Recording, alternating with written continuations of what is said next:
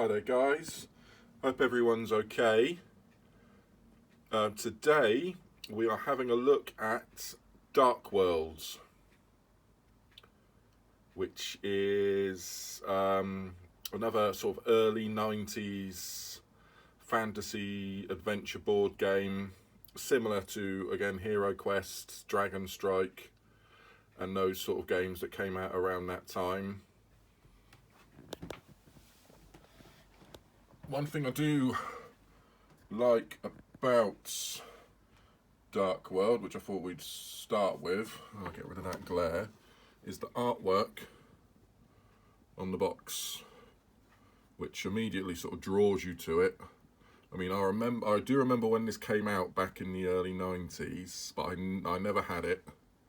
This is not a game I brought myself, but maybe thinking about it, I wish I did, because I only got this last year. I think I got it early last year. Might have been maybe towards the end of 2019.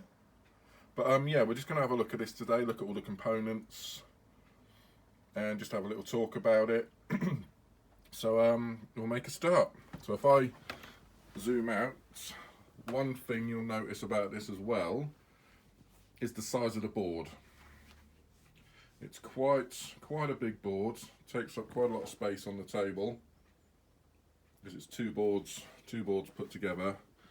So you've got the main half here, and then this is the second half. They're clipped together. And then if we have a look, so the board is sort of split into 9 rooms on the first section, and we'll just have a quick look at the detail in the rooms. I mean, this is like some sort of dungeon room. Over here we've got a library.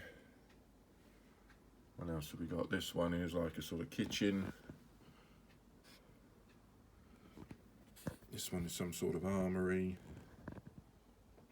I mean, the quality of this game is pretty impressive. I mean, those of you that know Dark World will probably know that it's not the most technical of sort of dungeon crawler adventure board games. It's not that difficult to play, but the actual effort they've gone in to make the game, I mean, it is pretty impressive. And then if we look over here at the second section of the board, which is sort of like the bad guy's lair, I mean, that alone is pretty impressive on the table. Having a look round.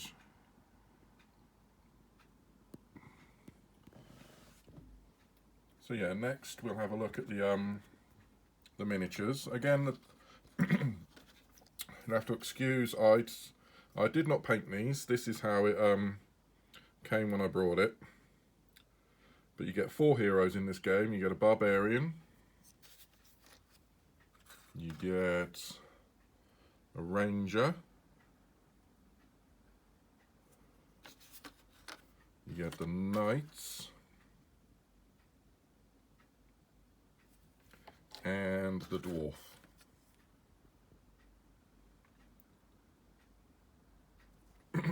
Excuse me. And then there are a few bad guys that come with the game. We start off, you saw this one a minute ago. We get some ogres. They look pretty cool. Then we get quite a lot of orcs. Just focus, there we go. Quite similar to your sort of Games Workshop Hero Quest orcs. Then we get some mummies. A couple of mummies in the game. And then some skeletons. Come on. There we go. Nice little skeleton models. And then a couple of big bad guys. You get this guy here, which is like one of the end bosses in the game, a manticore. Looks like he's eating a carrot. And then this guy over here, who is the big bad boss, his name is Korak. He's like a sort of snake man, evil sorcerer guy who you have to defeat to win the game. Quite a nice model. And then also there's one more model that comes with the game, which is like this ghost or wraith. He's called the Haunter. And if the bad guy decides to use him in the game, it can be quite catastrophic for the heroes. So you sort of want to hope that he doesn't appear in the game. But yeah, I mean, the quality of the models is pretty good. I mean, they're quite basic. But there are a few things about the models that I think are quite nifty. And first of all, we look on their bases. You can see they've got these little counters. And underneath there's a little sort of spinning turntable that you twist them round, and it keeps track of the hero's hit points. So every hero starts with 8 hit points, and then as they go through the adventure and they're hit by monsters, they lose hit points. So you can keep track of it that way rather than having to write it all down on paper. And then also in the game, when a hero finds one of these, which is a little treasure chest, which I think is quite nice, but they also open up, and inside you find a gold weapon. Now there are 4 heroes, and the 4 heroes start with their grey weapons, which they've got in their hands. But if you find a gold weapon, you take that one out. I've got some gold weapons here. Then you pop that into the warrior's hands, and now you've got a gold weapon. And the reason for that is these dice here. These are the attack dice.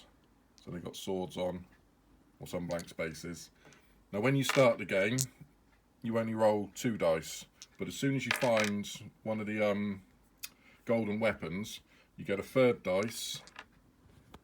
So you can attack with 3 dice, and it gives you more of a chance to hit the monsters. Now I said I'm not really going to sort of get into the rules and that, but I might as well explain to you some of the sort of mechanics and how the game works, because you don't really find treasure in Dark World. You don't get treasure cards or equipment cards. You just use the dice to attack. The only cards you do get are these attack cards. Everyone starts off with a few of these. Now this one here means that you can use an extra attack on a monster, and that's the same one. Let's find a... You think I'd have sorted these out before I'd started filming. Here we go. This one, the blue card, is a miss. So if a monster is attacking you, you can play that card, and that means the monster's attack misses you, so you don't suffer any damage. And then when you're attacking the monsters, you have to roll your dice. So I mean, I got 2 there. And then what you do to work out whether you've hit the monster or not, you pick the bad guy up, and underneath, each monster has got a different number. So that's 3. I mean, the mummy, that's a 5, so I wouldn't have hit him. But that orc has a 2. So because I rolled 2 swords, that means that if I equal or am greater than the number on the monster's base, that means that monster is defeated, and I carry on, and he's taken off the board. He's gone. So it's pretty basic mechanics when you're fighting the monsters. So you're just really walking around the board, going from room to room, opening doors, finding treasure chests. There's 4 chests, so they'll be scattered around the place with the golden weapons in. And then you also notice you've got like these little areas here, like a picture that swivels. Now these are secret passageways. Now if you look on the board there, you see numbers 1 to 5, and then this one is 1 to 3. Now I believe, if I remember rightly, you have to roll an 8-sided dice, and if you roll 1 to 5, that means you get to go through that secret passage into the next room. And then obviously the next secret passage, 1 to 3, so you're less likely to roll a 1, 2 or 3 on the next roll to try and get through the next secret passageway, rather than having to go the long way around and probably fight more monsters. So that's quite a good mechanic of the game in itself, having the secret passages so you can sneak round, so the other adventurers are going all the way around while you're just sort of basically sneaking across and getting through. And then once you get through, you go through this little gateway here, you've made it to the big bad guy's lair. So he's up there waiting for you. His manticore's hovering around, waiting for a scrap. Any monsters that are left over will be sort of dotted around the boards.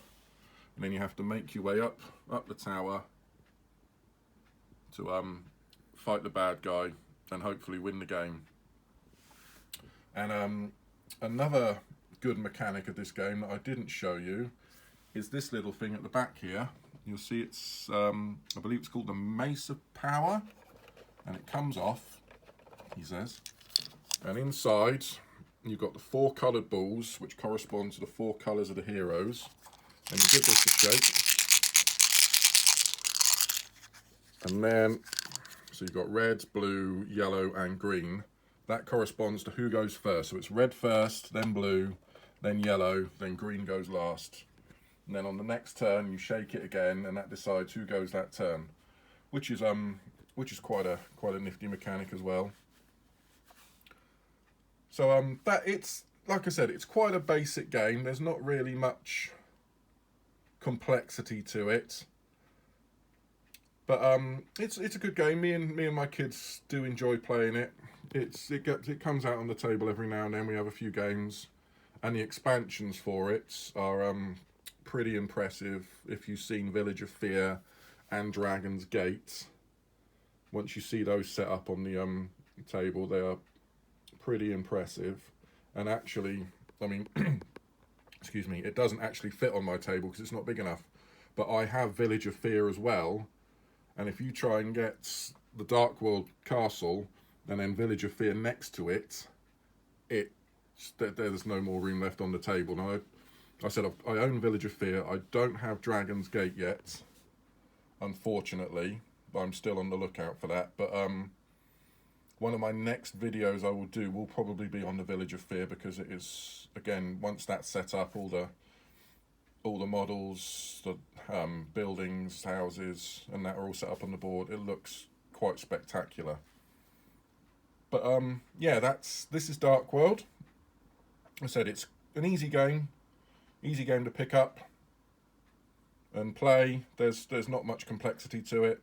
You're just moving around the boards, fighting monsters. I mean, one other thing I think I should probably mention is if you do get defeated by a monster and your hit points are 0, so say like you're all the way over here in this room and you die, you come all the way back to the start, and this here is a little healing fountain, and you can take 1 turn and stay in that healing fountain, and it will recover all your hit points, and then you can start again going round all the way up to get back to the bad guy's castle and fight the boss. So that's another nice little mechanic. But yeah, that's it really, guys. That is Dark World in a nutshell. Looks good on the table. Doesn't take too long to set up. I mean, maybe 10-15 minutes to get all the pieces out, get all the cards out and the characters. But once it's out, it's quite a straightforward game. You don't really have to keep referring to the rule book too many times to find out what happens next or what something does. They're pretty straightforward. So yeah, it's just a lovely looking game, I think. Lovely looking game. They've put a lot of effort. I think they put more effort into the actual way the game looks rather than the way the game plays. If you ask me, but that's not a bad thing. I mean, I quite happily have this out on the table. So yeah, and like I said as well, the artwork on that box I mean, you've got the Barbarian there fighting the Manticore. There's Korak in the background. You've got your Dwarf. There's your Knight and your Ranger. Yeah, I mean, that is a pretty spectacular piece of artwork. So yeah, there you go, guys. That is Dark World. Hope you enjoyed this video. And like I said, next video I probably do will be on the Village of Fear. I think that'll be the next one I will do a review on, and we'll have a look at all those components. But thank you for watching, and I hope everyone stays safe, and I'll speak to you all soon. Okay, bye.